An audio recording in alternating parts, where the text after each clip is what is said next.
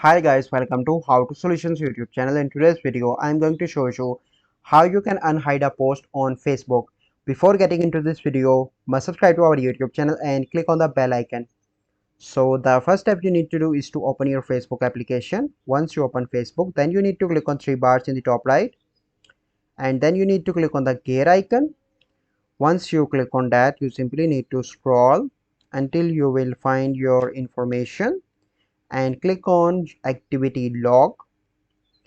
Once you click on that, you simply need to scroll down and click on view logged actions. So once you are on that window, you simply need to click on filter, or you simply need to click on filter that.